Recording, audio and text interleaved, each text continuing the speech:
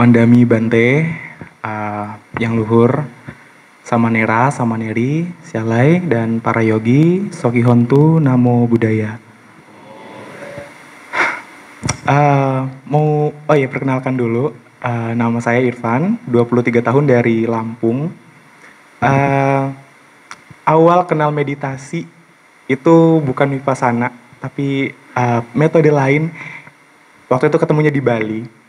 Saya punya mental temperamen, benda apapun di depan mata itu bisa jadi senjata gitu. Setelah kenal meditasi yang lain tersebut, ya udah mulai berkurang, cuma masih gerundel gitu.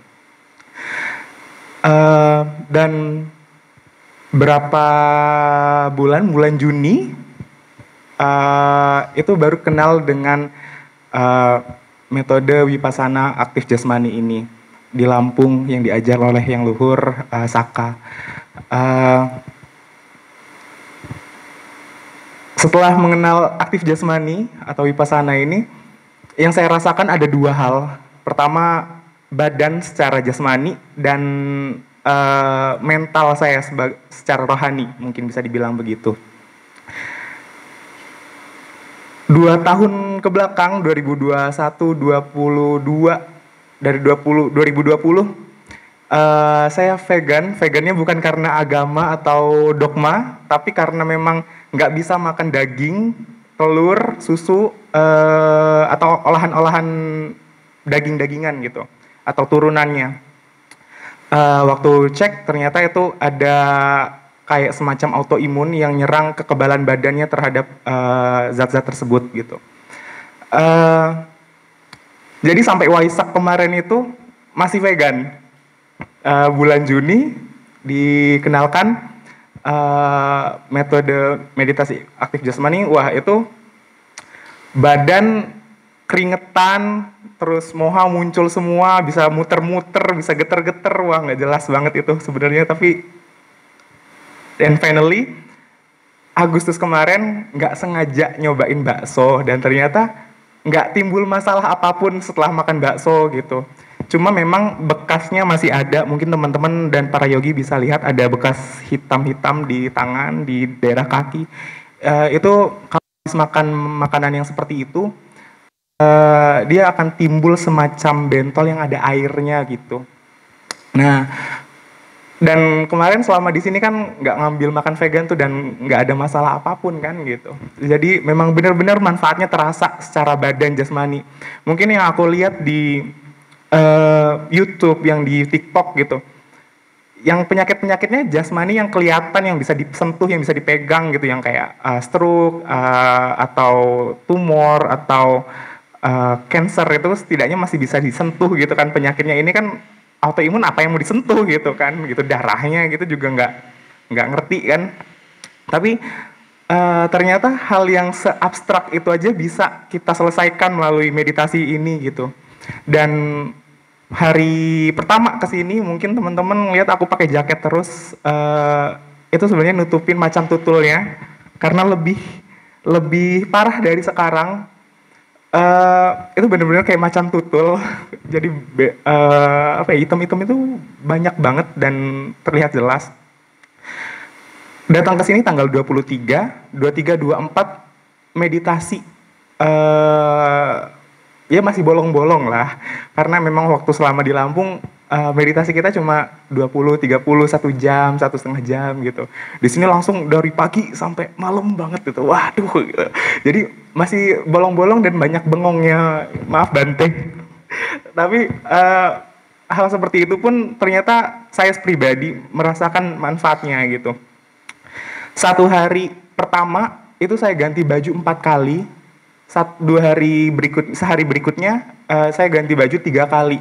Karena basahnya itu benar-benar kayak orang abis mandi nggak andukan gitu. Kurang lebih kayak gitu. Dan saya takut ganggu yogi yang lain karena wangi vanila mungkin ya. Jadi saya ganti baju gitu. Malah ganti baju juga saya cuma bawa 3 setel gitu.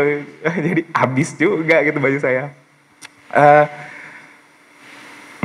Waktu saya konsultasi ke Bante, ternyata Bante bilang itu kan keluar racun itu, keringat keluar itu kan keluar racun gitu. saya bisa mempercayai kata-kata itu dan terjadi ternyata pada saya. Hari ketiga kulit saya besisik kayak bisa dikopek-kopek gitu. Nah, dan setelah berikutnya ya hasilnya seperti ini, lumayan membaik daripada hari kemarin. Dan memang saya bukan orang yang rajin skincarean gitu ya, kelihatan gitu hitam. Tapi setidaknya saya merasakan tanpa skincare bisa kok sehat dari aktif jasmani vipassana gitu. Yang kedua, secara mental, tadi kan sudah dijelaskan saya pernah mengikuti meditasi metode lain. Rasa keselnya masih ada, apa ya? Kalau anak muda bilangnya mungkin gegana ya, gelisah galau merana itu masih ada gitu. Tapi nggak main pukul gitu. Nah, setelah aktif jasmani ini, tempo hari itu adalah satu fenomena yang mungkin kalau orangnya masih ada sampai sekarang, saya berterima kasih banget sama Koko yang kemarin itu gitu. Memunculkan rasa kesal saya, jadi saya bisa ketemu jodohnya dengan Bante dan bisa komunikasi abis siang gitu, abis makan siang. Dan Bante nyaranin, kamu jalan 2-3 jam, waduh gitu, jalan 2-3 jam udah sampai Bekasi mungkin gitu kan. Tapi saya coba tuh, waktu itu di sini, di Damansala ini kan, jalan dapatnya nggak 2 jam, cuma 1 jam 45 menitan kurang lebih. Saya jalan, dan hasilnya benar-benar, itu tuh kayak nggak ada lagi perasaan gegana tadi, nggak ada perasa galau, nggak ada rasa kesel-kesel, kesumat tadi itu udah nggak ada. Karena selama jalan 2 jam itu kan kalau kita meditasi jalan itu kan perhatian kita ke telapak kaki kanan naik, maju, turun, tekan gitu kan kurang lebih ya.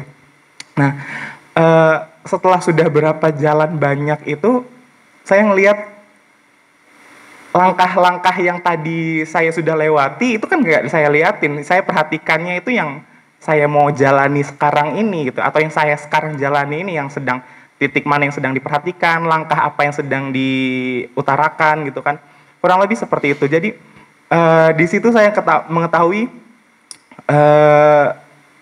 bahwa yang berlalu sudahlah berlalu ya, bukan lagi yang sekarang gitu. Padahal pertama kali saya mengenal ajaran Buddha itu ketika waktu di Bali itu saya mendengar kata-kata gini, Sang Buddha itu, ini maaf kalau misalnya salah secara tekstual, mungkin konteksnya tapi ya bisa kita ambil bersama. Sang Buddha itu pernah diludahi gitu. Terus Sang Buddha cuma menyeka ludahnya dan tidak marah. Terus ditanya, kenapa kau tidak marah guru, kata salah satu muridnya atau kata yang ludahin gitu.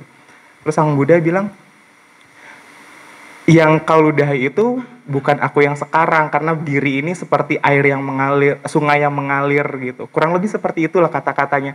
Mungkin yang lebih paham Bante dan Samaneri, Sele gitu, mohon maaf. Tapi yang saya tahu itu, dan itu saya imani sampai detik ini gitu. Mungkin cukup sekian sharing saya. Terima kasih. Namo Buddhaya.